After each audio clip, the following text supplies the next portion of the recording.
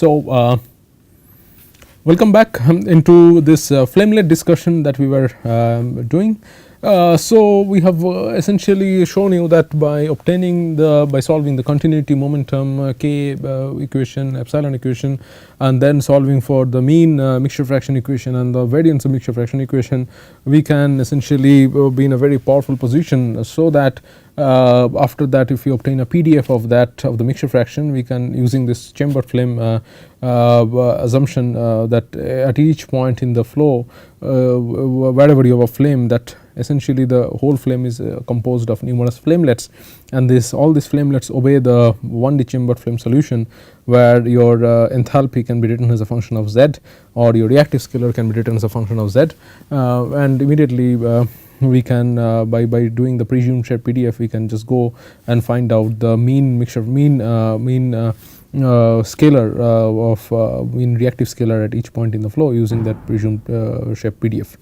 Now, that of course the penalty is that you assume that at each point in the flow, your equation, your flamelet behaves in a manner which is exactly equal to the ideal 1D laminar flame. Okay. Now, that can be a reasonable approximation, as you have said, that is a good approximation as long as your flamelet, your fuel reaction zone thickness is essentially smaller than the Kolmogorov length scale, so that your eddies does not disturb the reaction zone thickness. But the thing is that that might be mostly true, but in cases where it is not true, then this assumption, this whole thing fails. Okay. So, we have to find out another better method by which we can find out xi, this reactive scalar mass fraction as a function of the mixture fraction, and we will see how it can be done. So, we will see that this laminar flamelet structure of a non-premixed flame. So, first assumption is that we will assume equal diffusivities for the chemical species and temperature. So, LEI is essentially lambda, which is the thermal conductivity, divided by rho Cp di is equal to 1, and di is equal to d essentially, and d is equal to lambda by rho Cp. So, it is a generalized diffusivity which is also equal to the di. Okay. So, that is the thing. Okay. Now, okay, we have shown that that of course, using the different yi's, we can obtain an equation for the mixture fraction, and this is the mixture fraction equation. So, which we have essentially averaged and found out the z tilde and the z variance of z. And of course, we can obtain a mixture fraction equation like this. Okay. So, this is a mixture fraction equation, and this is our temperature equation, whereas this alpha is essentially the repeated indices. On the right hand side, you have the heat release, you have the radiation, you have the pressure fluctuation term, and this is the species mass fraction equation. Okay. So, these are all the equations, and of course, you have the continuity and the momentum equation also along with it, and so those needs to be solved in the entire flow, of course. Okay. Now, what we do is that we want to first define a surface of stoichiometric mixture fraction, that we call essentially as our flame. Okay. So, once we have solved for this, okay, so we define a surface of stoichiometric mixture fraction Zx alpha, or this Zx at any position x is equal to Zst. And because the fact is that the combustion occurs near the vicinity of this surface, because Zst is essentially that location where your mixture fraction is at stoichiometric value, and that is, as we have seen before, that the flame always stabilizes at the point where your scalars, reactive scalars, the fuel and oxidizer, are essentially meeting at a stoichiometric value. Okay. That is apparent from the fact that the flame temperature is adiabatic flame temperature in a non-premixed flame as well. So, what we do is that we do this by this assumption that the flame is essentially located at the point where your mixture fraction is at a stoichiometric value. We can essentially want to do a coordinate transformation, so that we go from the physical space of x, x1, x2, x3, or that is x, y, z and time, into this space which is the mixture fraction z and z2 and z3. So, what we do is that we say this is our any generalized structure of a flame. So, the fuel is coming from the central part, and this air is coming from outside. Okay. So, of course, then the mixture fraction z value is equal to 1 at the center, z is equal to 0 outside, and then you have the flame stabilized like this. So, we say that at any point in the flame, okay, so our z is perpendicular to the flame surface, okay, because this is the z equal to z stoichiometric, this is the flame surface. Okay. So, of course, if this is the isocontour of z, then of course z cannot vary along the isocontour. So, then z must be varying perpendicular to the isocontour, okay, and this is z, and this is also we define a local coordinate system which is essentially x1, and then we have the other two coordinate system two coordinates x2 and x3, and which are also like z2 and z3 also. Okay. So, z is not equal to x1, but x2 is equal to z2 and x3 equal to z3. So, this is our local coordinate system, whereas x1, x2 and x3 are essentially our is essentially a Cartesian coordinate system, whereas this z is essentially the mixture fraction. Okay. But you see, the idea is that here it is always perpendicular to the flame surface, because we have defined the flame surface to be essentially z is equal to zst, where the mixture fraction is constant. Okay. So, now what we want to do is that we want to express all these quantities temperature and yi as a function of z, okay, and that will follow this different transformation rules. That is, we will see that this transformation rules will be followed. Now, why is that so? It can be shown in a simple manner by the following, that is, if we define a quantity like this, that say f or say xi, okay,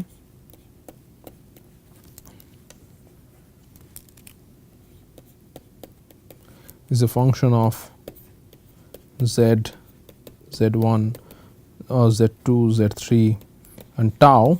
Okay.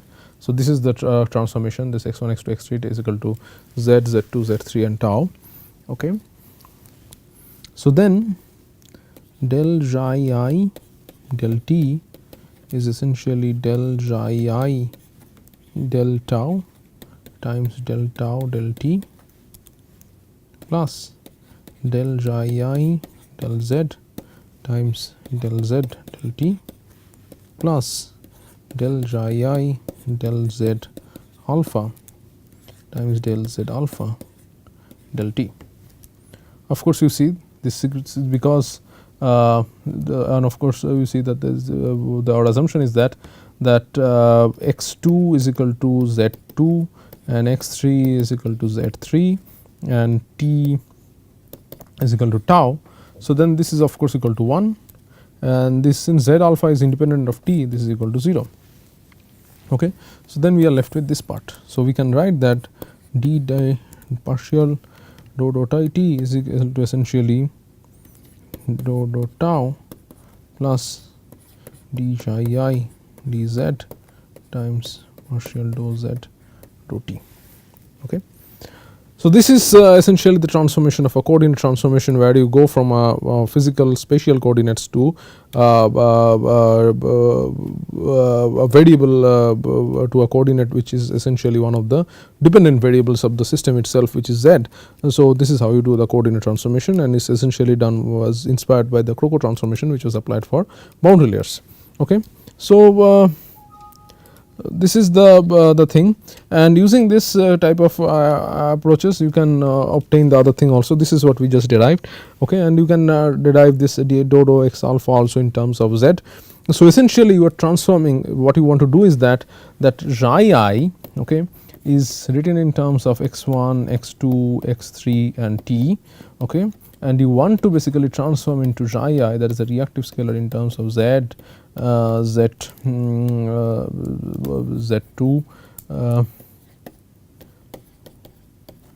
z3 and tau. Okay, essentially, and we will show that this variation along this the only variation that will be important is essentially variation along z, and variation along z2 and z3 will not be important, because xi I is also a flame property, right, is also a reactive scalar, and xi I will vary only perpendicular to the direction of the flame. Okay. So, if this is a flame, you have a fuel, this is the fuel this is the mixture fraction isocontour. So, the fuel will not vary to the fuel mass fraction will not vary too much along this flame surface, right, it will vary perpendicular to the flame surface. So, that is why I will show that these variations along this will be small, and essentially it will become a equation for like this. So, that is the idea. So, you saw that In the previous presumed shape PDF approach, what we did was that we wrote that xi I is just a function of z as it is in a 1D chambered flame. Okay. So, but here what we want to do is that we want to derive an equation by which we can write the variation of xi I as z as an independent variable.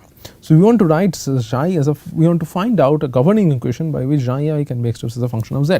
So, that is what we are trying to do here, and for that we have introduced this thing where essentially your z is perpendicular to the z where is perpendicular to the flame which is the isocontour of z itself, and that is defined by zxt is equal to zst. Okay. So, this is the approach, and to do that we introduce this coordinate transformations, and which were obtained by like this, that is dou t is essentially dou tau plus z dou t plus dou z, and dou x alpha is essentially is equal to dou z alpha going for 2 to 3, this plus dou z times dou x alpha times dou z, and dou x alpha, this is very important, x1, that is in the direction of the perpendicular to the x2 and x3 is essentially dou z divided by dou x1 times dou z. You can just the way we showed that the first transformation, you can do the other transformations also. Okay. Now, after you do the transformations, you can have a transformed energy equation, you get a complicated equation like this. Okay. This is all the transient term, the transport terms, but you see now you have your this mixture on the left hand side, your this is eliminated, your x coordinate is eliminated, and you have transport convection in the z space. Okay. But of course, you have this x coordinates also, and then you have this term, and then you have all these different terms. On the right hand side remains same, which is essentially the heat release radiation and pressure fluctuations. But it can be argued that essentially these variations, that d's dou z in terms of x2, dou z and x dou z dou x3, dou z dou x2, okay, dou 2t dou 2z2 and dou 2t dou 2z dou z3 square. I mean, these will essentially can be neglected, okay, because these will be small, because the reason is that this is your flame, okay, and the temperature is mainly varying like this on the two sides of the flame. Okay, so this is the fuel side and this is the oxidizer side. So, on these variation, okay, this is the temperature. So, the temperature is much strongly varying along this direction, okay, than along this direction. So, this temperature variation is much stronger. As a result, we can be able to neglect all these variations that is happening along the isocontour of z itself. So, that is the idea, and this all can be neglected, and once you do that, this what we will see is that that the dominant term that will emerge is essentially the dominant term that will emerge is essentially this term. So, the dominant term that will emerge is essentially this term, okay, and all other terms can be essentially neglected. So, we will talk about these dominant terms later. Okay. So, this is the assumption of a very thin flamelet in z direction and use order of magnitude analysis similar to the boundary layer theory. So, essentially what we will have is that we will have this term is a transient term for extinction type problems, and this term, and convection, of course, we will also neglect, because we are only interested what happens in the vicinity of the flame, okay, in the where the temperature gradients or the scalar gradients are very, very strong, but only the scalar gradients in the normal directions are very, very strong, that is along, or scalar gradients along the z direction are very, very strong. So, we will neglect, only keep the transient term, we will keep the, which is important for extinction or ignition type problems, we will keep this term and we will keep the source term. Okay. So, we will see what can be done with that. Okay. So, similarly an equation of species transport can be also found out. So, then we can introduce a stretch coordinate by z minus zxt and a fast time scale and like this, and we can obtain an equation for this like this. So, the term that we will see is that, as we said, that the transient term is retained, and this the other term, that is this term is retained, okay, that is the first term on the that is the first term of this third brackets is retained, and this right hand side source term is retained, and this equation is essentially called the this equation of the reactive scalar in z space. where we have essentially removed all convection. So, you have retained the transient term, you have retained the diffusion type of term, but in Z space, you must remember that, and you have retained the source term, same for the yi also. Now, you see that for the diffusion of temperature in the Z space, there is a characteristic diffusivity that is emerging, and that is essentially the scalar dissipation rate, okay, which is given by 2d del z rho z dou x alpha square, and instantaneous scalar dissipation rate at the stoichiometric conditions, and this represents essentially the inverse of the diffusion time. So, this will the xi is essentially is as a dimension of 1 per second. So, it emerges essentially as the inverse of the diffusion time scales. So, this essentially gives you the flame structure, of course with simplifying assumption, but now you do not need to essentially, but with these equations, with these governing equations, we do not need to go back to that 1D chamber flame. But of course, if you go, you can obtain the 1D chamber flame from these equations also, but with these equations you can obtain how temperature varies with Z independently, as long as you know this, what is this xi xt, which is a function of this dz dx alpha, okay, which is a function of Z again and x alpha again. So, this, as long as you know the local characteristic diffusivity in terms of this scalar dissipation rate, and one can find out how the temperature varies with Z without having this simplified 1D chambered flame assumption. So, the flamelet, this is another refinement of the flamelet assumption, but we can follow those other steps as has been shown before. Okay. So, this transformation essentially what has, it includes the convection and diffusion normal to the surface of the stoichiometric mixture, and as xi xt goes to 0, that is as the scalar, as the mixture fraction gradients disappear, it approaches a homogeneous reactor, okay, and it is valid in the thin reaction zone near Z is equal to Z stoichiometric. Of course, when you go far away from this, then all those things things are varying, the reactive scalar varying only normal to the iso surface of Z, those type of assumptions will not be valid anymore. Okay. So, time scales in non-premixed combustion, you just have a check comparison between premixed and non-premixed flames.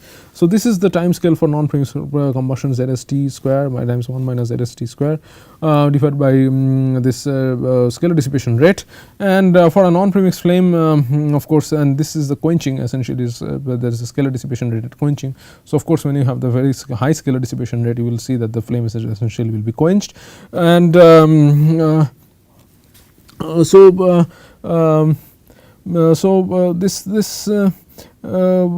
thing is of course we need to take care, and then for a non-premixed flame, of course we will see that the premixed flame, the time scale is essentially given by this, and that is the one point of deviation between relationship between non-premixed and premixed flames. Okay. So, of course, if you compare between compare the above from the above at extinction, you see that the non-premixed flame, it's essentially the heat that is conduction at the is essentially the heat that is conducted towards the lean and the rich side balances the heat generation by chemistry. Okay. So, that is what non-premixed a non-premixed flame is essentially. Okay. So, so for a non-premixed flame, its flame is situated between the fuel stream and the oxidizer stream, and it conducts heat towards the lean and the rich side, and that is balanced by the heat generation by chemistry. But as for a premixed flame, the heat conduction happens towards the unburnt mixture, and it just balances the heat generation at that burning velocity. So, a diffusion flame can exist at lower xi and has lower characteristic flow time. Okay. So, of course, then it also has the flexibility to choose the convective to the reactive time, because as such, because there is no flame speed for a non-premixed flame, there is no constraint on the fact that of how it should balance with the flow. However, for a non-premixed, that means that the non-premixed combustion is essentially controllable, and diffusion flames or non-premixed flames are stable in comparison to the premixed flames. So, that is one advantage that has, apart from the fact that though despite the fact that non-premixed flames are more polluting, the non-premixed flames are more stable, and that is one good thing about non-premixed flames. Okay. So, of course, but at large xi, at xi quenching, the flame quenches, and that is one thing we have to be careful about. Okay. Now then we go to this different flamelet models, where we have essentially discussed this stretched flamelet model by Peters, and Eulerian particle flamelet model, Lagrangian model, and the conserved scalar equilibrium model, and that is what we have essentially discussed just before this conserved scalar equilibrium model, which is where we have in the presumed shape PDF we have essentially just plugged in this conserved scalar equilibrium assumption, or this this thing. So this 1D non-premixed flame into this presumed shape PDF. Okay. Now going back to this what we were discussing, that we have obtained this laminar we have obtained a flame surface which is essentially defined by Z is equal to ZST, and the reactive diffusive structure of the flamelet at near Z is equal to ZST is given by this equation, which is we have obtained by transforming from the physical coordinate into Z space. Okay. We are just recapitulating the discussion that we just had 5 minutes ago, and that reactive diffusive structure of this is given by this. We have this of this reactive scalar, we have this by d rho d xi dt, and this is rho divided by LEI, where we can use also that this non-unity Lewis number assumptions, and xi by 2 times d2 xi I dz square plus the of course the source term is also there. Okay, this is in the reactive scalar. So from yi we have gone into xi I also, and this is xi, the scalar dissipation rate is at the defined at the flame surface, xi is equal to xi st, and this is an external parameter essentially on the flamelet structure because of Z, and it is essentially the inverse of diffusion timescales, and this represents the diffusivity in Z space. Okay. Now one thing is that the most important thing that allows us to reduce to this simple equation, this very elegant and beautiful equation of xi I in terms of Z space, is that the reactive scalars are constant along Z surface. Okay, and the fields of reactive scalars are aligned with Z. The reason is that if reactive scalars are constant along Z, then of course then it varies perpendicular to the isocontour of Z. Okay. Reactive scalars are not constant along Z, reactive scalars are essentially constant along Z is equal to constant surface. So isosurface of Z, okay, reactive scalars are also constant along the isosurface of Z, and then if it has to vary, these reactive scalars, they must be varying along the perpendicular to the isosurface of Z. Okay, then it varies essentially along with Z. So that means the fields of the reactive scalars are aligned with Z, and both are transported with the flow. And now Z and xi are both fluctuating quantities, and to calculate the statistical moments, and we have to consider the statistical distribution. So once again we see that we need to essentially go back to this steady flamelet equations, that if we now have the of course now if we have this joint PDF of this xi Z and xi st surface is known, then we can solve the steady flamelet equation to get xi, and its Favre average mean is given as this whole equation. Okay, this is once again that is from the joint distribution of Z and xi st we can find out the mean xi. Whereas in instantaneous point this xi as a function of Z, this thing can be obtained from the this steady flamelet equation, where of course this term has to be neglected. So this is then valid only under the steady case, that has to be remembered. Now if the unsteady case, if you have an unsteady flamelet equation, then this joint PDF becomes impractical, and then one can use multiple flamelets, each of which essentially represents different ranges of xi distribution, and this is typically used in the Eulerian particle flamelet model. Okay, and the scalar dissipation rate can be modeled as a function of Z, and the above formulation is used in modeling conditional Favre averaged Favre mean scalar dissipation rate xi Z, which is defined like this. As you see that this difference is that it is a conditional on Z, so it is like this means that it is rho times scalar dissipation rate given Z, okay, conditional on Z divided by the rho given Z, and then averaged. Okay. So then the flamelet equation in a turbulent flow is then given by this quantity, then you can use basically for the unsteady flamelet in this form, whereas this xi has been replaced with xi tilde at Z.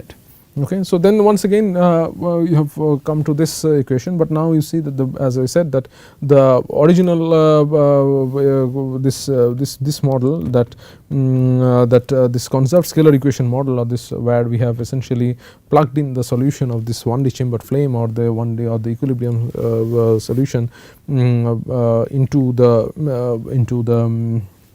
into at each point in space from the PDF and the solution of Z average and Z variance of Z, that we have realized by solving by accounting for this either the steady flamelet equation or the unsteady flamelet equation, where we have replaced I with essentially this Favre average of Z. Okay. Now, of course, there is trouble because this when in points which involves large departure from the mean the xi z values, where we encounter small z as well as or large xi events, that is when you have when the xi is very large, you go to extinction. Okay. So, so then one has to use large eddy simulations for that. So, that is one thing one has to keep in mind. So, next we go into two advanced concepts of modeling turbulent non-premixed combustion, and this we will just skim through, but so in details we have discussed this flamelet approach, and these two things are more advanced and it is more complex also, but we will just discuss them, and these two are essentially the conditional moment closure approach by Klimenko and Bilger, and the PDF transport equation model by Pope and Dupazzo. And we will just go to this. So, the first we will go to this conditional moment closure. This is just an overview, I will not go into the details. So, conditional moments, you see conditional moments are essentially this just we have seen that this is xi given z. So, that is typically a conditional moment. So, conditional moments are averages and variances taken from those quantities which comply with a certain condition. Okay. So, if this conditional moment this conditional PDF this if is the PDF of u is given by fu, and the PDF of say some quantity g is given by fg. So, the PDF of u given g is essentially PDF of u and g divided by PDF of g. Okay. So, this is the how the conditional from that one can obtain the conditional averages also. So, so the conditional moments are averages and variances and taken with quantities which comply with a certain condition, and rather than taking conventional averages, the condition, the reactive scalars and the mixture fraction. Okay. So, we have not so here in this conditional moment closure we are not we will not go with directly like a mean like this like xi average that we were discussing. Okay. So, what we will go is that what we want is that we want something like this given an average something like this, the xi given z, that at a particular point in, if you know the value of z, what is the that given the value of z, what is the average of xi. So, that is the conditional average of z, conditional average of xi given z. Okay. So, that is what we are interested in here. Why? Because Klimenko said that turbulent diffusion can be better modeled in z space. Okay. And Bilger found that fluctuation of reactive scalar is associated with the fluctuation of z.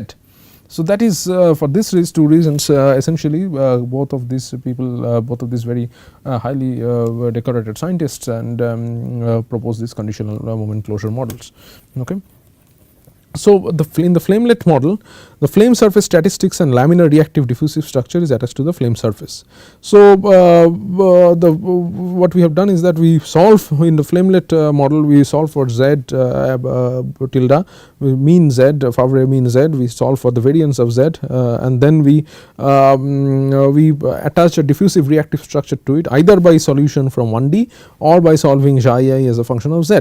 Okay. In the conditional moment closure at fixed are basically here we obtain the conditional moments at fixed location and time in the flow field. Okay. So, that is the conditional moment closure approach that we use. So, the conditional PDF is given by this, that is a P that is a PDF of xi given z is given by the joint PDF of xi I and z. This is the joint PDF of xi I z at x and t, and this is the PDF of z at x and t. So, it is a ratio, the conditional PDF of xi I just we showed now, that is a conditional PDF of xi I given z is essentially the joint PDF of xi I and z at a particular point divided by the PDF of z at that particular point. Okay. And the conditional moment of the reactive scalar is given by this. There is a qi z xt is the conditional moment of reactive scalar is this, essentially xi I given z averaged is we can find out from the conditional PDF of xi I given z, and if we just get the first moment of the is given by the first moment xi I times the PDF of xi I given z at that and we integrate between 0 and 1.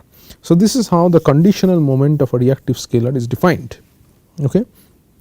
Now, in Bilger's approach we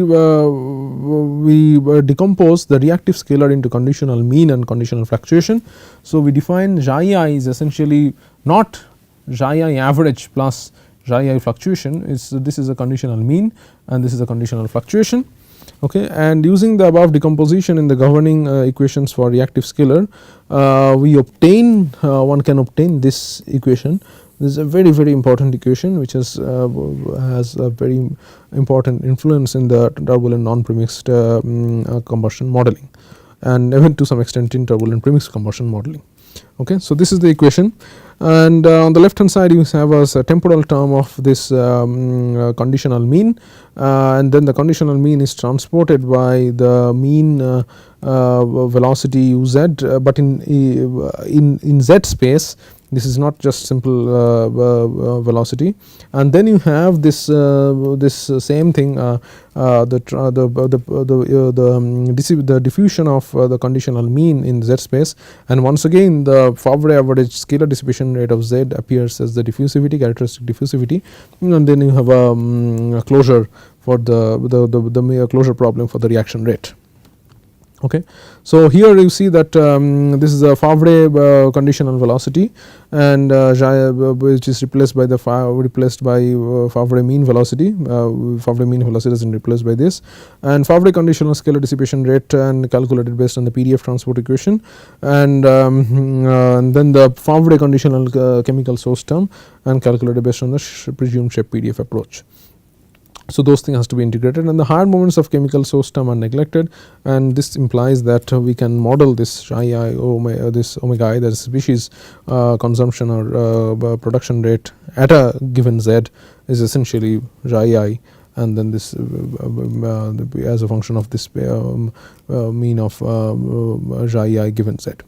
So, the derivation of CMC equation follow that of the laminar flamelet concept. However, CMC has the advantage that it clearly identifies the xi z. So, this is the thing, and next we will go into the PDF transport equation model. Okay. The PDF transport equation for the velocity and reactive scalars for one point statistics is at a particular point in the flow you obtain the PDF. So, here in the PDF transport equation models you do not model the velocities or the species as such, you model the PDF of that. You see how the PDF is essentially changes under the effect of advection, diffusion and reaction at a particular point. Okay. So, the PDF transport equation for velocity and reactive scalars, and the inclusion of velocity gradients in the reactive scalars, and we have to solve the modeling issues with viscous and scalar dissipation. Okay. So, this is xi is the reactive scalar, and this is the PDF of finding the velocity and reactive scalar. This is joint PDF of velocity and xi of the reactive scalar, and this is essentially the PDF p times du times d xi is essentially the probability of finding velocity and reactive scalar within u minus du and u plus du, and xi minus xi probability of finding xi within xi minus d xi and xi plus d xi, and the PDF transport equation for the PDF the transport equation for the probability density can be obtained. You can see Pope's book for this derivation. It is an involved derivation, and so here we have the different terms, and you see that this divergence of u is respect to the three components of velocity. This means this angular brackets are conditional averages with respect to fixed values of u and xi. This is of course much more involved, as you can see that, and this T1 is the local rate of change, at time, T2 is the convective derivative in physical space, T3 is the transport of velocity by gravity and the mean pressure gradient by the forces, and T4 is the chemical source term. Okay. One advantage of this PDF equation is that this term is fully closed, and the transport of PDF in velocity space, T5 is the transport of PDF in the velocity space by viscous stresses and fluctuating velocity gradient. This is unclosed, and the T6 is the most difficult term to handle in this thing, is essentially the transport in reactive scalar space, and this is the T6 term. Okay. And you see that how to do this, how to get this PDF is that because of high dimensionality of PDF transport equation, this finite volume and finite difference methods are not suitable. They have a very high cost when you apply these things, and so the Monte Carlo techniques are employed. And for this, the Lagrangian particle tracking algorithms are used to overcome the difficulty of Monte Carlo methods, and for that you have to basically insert particles which follows the dx j dt for the jth particle is equal to ujx, and this is how the reactive scalar essentially changes. So this is just a basic very brief glimpse of these two advanced techniques of conditional moment closure and the PDF methods. So we will close this discussion on the non-premixed flames by just looking at to the regime diagrams. Of course, the regime diagrams will be much more useful in the premixed flames, but in non-premixed flames you can also use that. So in this regime diagrams you have basically two coordinates, one on the Reynolds number, large scale Reynolds number on the x axis, and the Damcolon number on the y axis. Okay. Now we define a transport layer thickness, whereas which is, of course you do not have a flame thickness as such here, and neither you have a velocity scale. So we have to construct this transport layer thickness based on this on the gradient of z at the stoichiometric location, which is defined like this, and which can be shown to scale like this viscosity divided by the scalar dissipation rate at ist, and then you define a transport time scale. Okay. And the transport time scale of course is the inverse of this scalar dissipation rate at the stoichiometric location, and from that we can define a flame Damcolon number, which is essentially the ratio of the transport time scale to the chemical time scale, and this is given by 1 by ist times tau c. And now assuming Kolmogorov eddies to be most effective for mixing, we can have this kind of a thing, and we can define a revised Damcolon number, which is the ratio of the flow time scale at large scales to the chemical time scale, and that can be shown to be essentially square root of the hydrodynamic scale Reynolds number to the and times the flame Damcolon number. Okay, so this is my y axis and this is my x axis. Of course, you see when the Reynolds number is small, then of course all flames will be laminar. Of course, when the Damcolon number is large, then you will only have distributed when the Damcolon number is large, essentially you have thin reaction zones. So you only have essentially the regions which are we only have flames which are essentially wrinkled and folded by the turbulence. So this is the essentially the thin reaction zones, and then you have as you reduce the Damcolon number, you have broken reaction zones when you cross this Damcolon number equal to flame Damcolon number equal to one line. You have broken reaction zones when the reactions get detached, and then you have distributed reaction zone when you have reactions happening in different spots, happening in different spots in these things. So this is and you have ignition happening at different points in the flow. So this is typically a very basic regime diagram which we have shown you, and of course this regime diagrams will become much more useful in the premixed combustion. So in this class what we have learned is that we have learned that to analyze turbulent combustion, one very important concept that can be introduced is a mixture fraction concept, and the introduction of the mixture fraction concept, what you can do is essentially, of course you solve for the you essentially as soon as we have the mixture fraction concept, we essentially can construct go back to the 1D chambered flame and construct the solutions of the reactive scalars in terms of mass fraction and temperature exclusively as a function of the mixture fraction, okay, and store that solution. Then for turbulent flames, we essentially have to solve the averaged momentum equation, averaged kinetic and turbulent kinetic energy equation, scalar dissipation, mean turbulent kinetic energy dissipation rate equation. There is a K epsilon model essentially. Then the density variations, of course, I have to take care by solving the other equations. You have to couple it with somehow, and that coupling for that you essentially has to obtain this reactive scalar field How you do that? You also then solve for the average mixture fraction and the variance of the mixture fraction equation, and as soon as you do that, you know the average mixture fraction and average the variance of mixture fraction at each point in your combustor. Okay. Then at each point in the combustor is you basically construct a PDF, okay, in the PDF of Z, which tells you how much this mixture fraction can vary, and this PDF is essentially controlled by your Z average, your mean mixture fraction, and the variance of mixture fraction, which you already know at that point because you just solved the governing equations. After you do that, you obtain, so you have you know that what can be the distribution around these Z and Z primes, and then you essentially map your reactive scalars, temperature, enthalpy, and reactive scalars onto the mixture fraction by using the 1D chamber flame solution, and then immediately you know all possible values of the temperature and reactive scalars that can happen at that point, and then by using that PDF of Z, you can immediately solve for find out the average of these reactive scalars that can happen at this particular points, and then once again from those densities you can again couple back to the continuity and the momentum equations. So this is how you can have a complete solution. Of course, one may not like the idea that we use the 1D chamber flame or this Spark-Schumann flame or an equilibrium solution at each point in the flow.